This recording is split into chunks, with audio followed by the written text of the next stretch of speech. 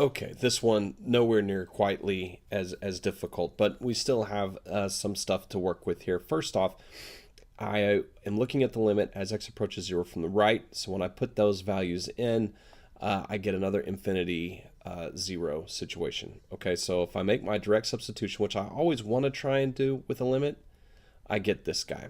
Indeterminate form, we're going to use the natural log. So without worrying about the limit part, we're just going to have the natural log of, I'm going to go ahead and write this as x to the negative fifth to the x power, and you'll see why here in just a minute. And then this gives me then x times the natural log of x to the negative 5.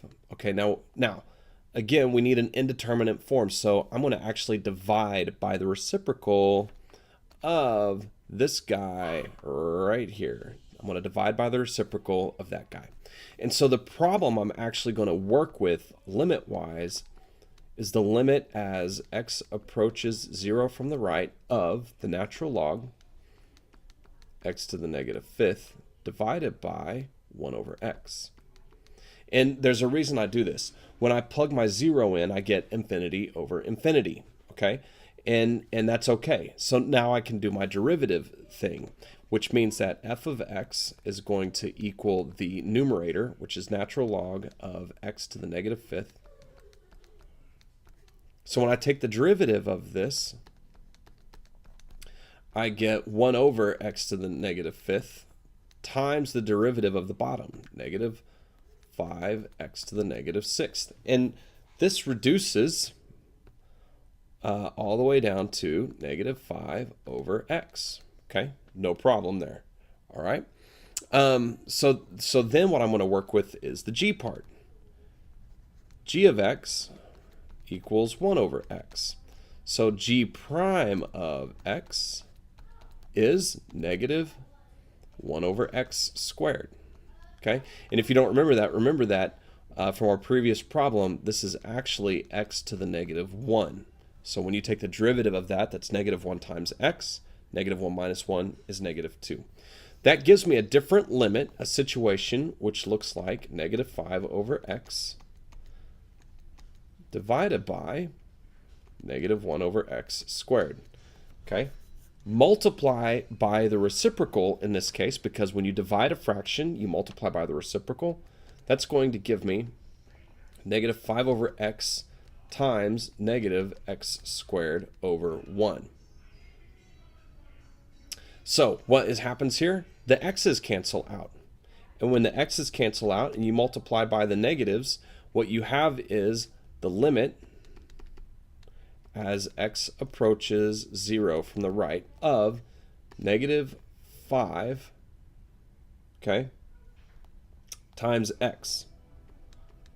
And so now I can put that in there, and that gets me a 0. Well, remember, we took a natural log. So once we find this limit, we put it as a power of e. Well, anything to the 0 power is 1. And there you go. So much less complicated than question 11. However, you're taking the same steps. And now for something just a wee skosh bit easier. Dealing with which function grows faster, e to the x or x cubed plus 9x minus 10. So what we're going to do is set up a limit. The limit as x goes to infinity of, and if I'm looking to see which one grows faster, if I want to show that e to the x grows faster, I want a limit that goes to 0 as x approaches infinity. For me, it's easier to work and easier to see. This is a personal preference here. You're free to explore different ways. If you want to put e to the x on top, then if you're going to show that e grows faster, then you will get a limit of infinity. I personally like a 0 in there because that tells me for sure that the bottom is growing quicker, and I usually don't make a mistake. So what happens is when I first plug in infinity here, I get infinity over infinity. So I'm going to use L'Hopital's rule.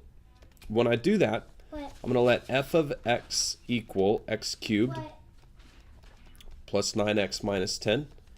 And I'm just going to take the derivative, which is 3x squared plus 9. Now, keeping in mind that e to the x, the derivative of e to the x just does not change at all. So if I look at g of x here, then g prime of x is e to the x. And it doesn't change ever. So I would still have an infinity over infinity situation. What I'm going to do then is I'm just going to take another derivative.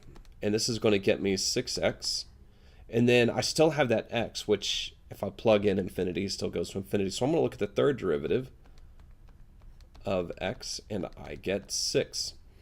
On the other side here, I'm going to take this g of x business.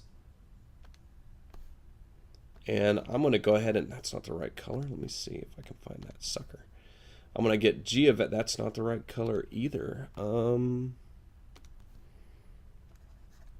I'm going to have g double prime of x, which is e to the x, and g triple prime of x, which is e to the x. Whew, that's a lot of derivatives. Well, but look at what happens here. I can basically then compare my top equation to my bottom. And as x grows really super large, the 6 never changes. And since the 6 never changes and the bottom gets bigger, this whole limit goes to 0. That is the proof that e to the x grows quicker. So a little math symbolism. The 3 dots in a triangle shape mean therefore e to the x grows faster. Okay, for all x's as they approach infinity. And that's all we needed to show.